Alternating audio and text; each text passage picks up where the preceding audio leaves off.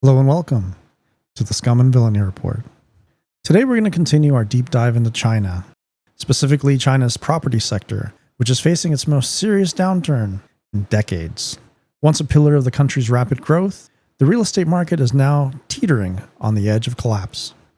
Developers are strapped for cash, housing prices are falling, and buyers have lost confidence in the market. What was once a driving force behind China's economic miracle now threatens to derail it. According to a recent forecast by S&P, China's property market is expected to continue its decline in 2024 and 2025. Primary housing prices are projected to fall by 6% in 2024 and a further 2% in 2025. Tier 1 cities, China's biggest and most attractive urban centers, are expected to be somewhat insulated, prices falling just 2%. But in Tier 3 cities, the situation is far more dire, with prices forecasted to fall between 9% in 2024 and an additional 5% in 2025, a cumulative drop of 14%. One of the biggest concerns is the risk of negative equity.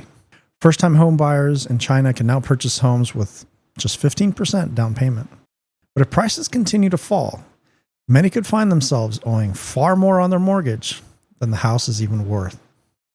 The S&P warns that if prices drop further, many homeowners could default, especially those with multiple properties. Banks would then be left holding homes worth less than the loans they issued, potentially leading to an entire wave of defaults and financial instability. To prevent a total collapse, the Chinese government has already begun stepping in, often through state-owned entities. In one recent example, China Vanke, one of the country's largest property developers, sold a Shenzhen land plot for 27% less than it paid just 7 years ago. The buyer? A consortium including a state-owned enterprise.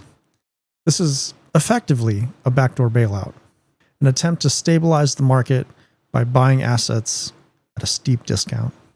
The real estate sector has historically accounted for about 25% of China's GDP. But with prices falling and developers struggling, that contribution is shrinking fast. China has set a GDP growth target of 5% for 2024. But hitting that target will be very difficult if the property sector continues to underperform. With exports down, inflation and deflation concerns looming, and global demand for Chinese goods weakening, finding other sources of growth to replace real estate will be a significant challenge. In an attempt to revive the market, Chinese authorities have lowered mortgage rates and reduced down payment requirements.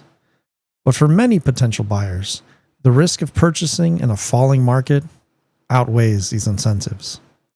When prices are falling month after month, few are willing to buy, even with cheaper loans.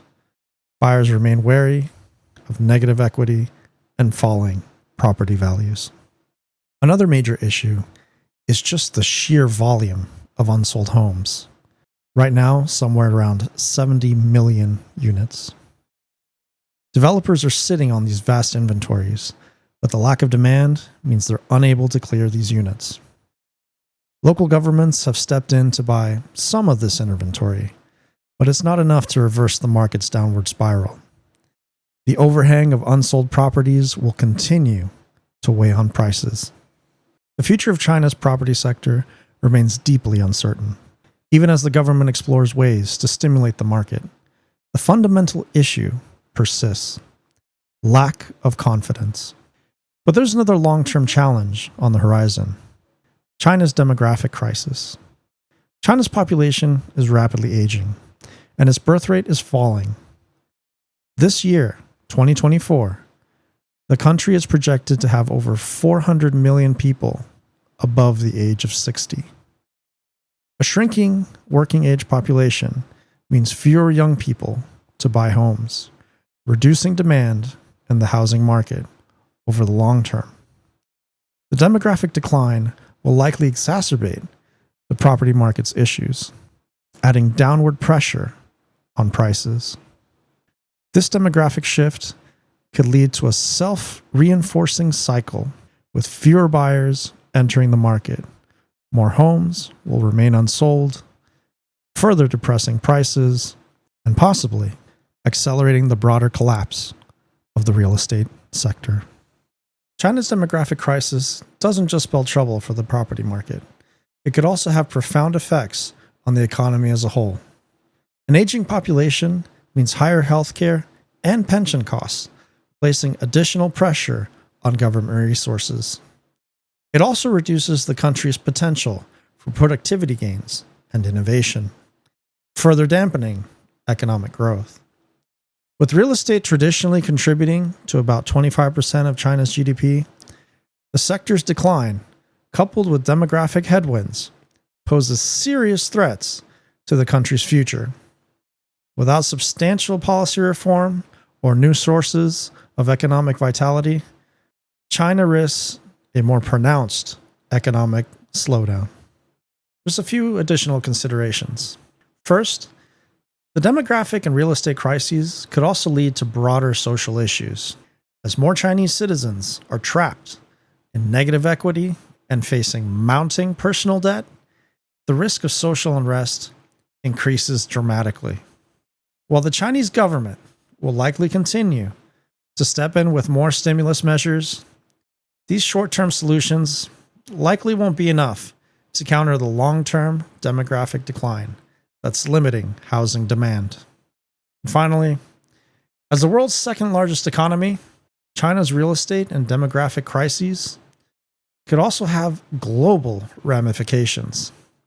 A prolonged downturn could dampen demand for raw materials and goods, impacting economies worldwide. In conclusion, China's property market is in deep trouble. And with demographic challenges adding even more pressure, the future looks grim.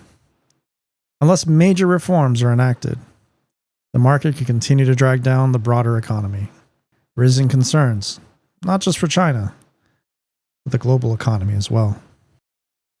Well, that's all I've got for you for today. If you like this video, don't forget to like and subscribe, and I'll catch you on the next one.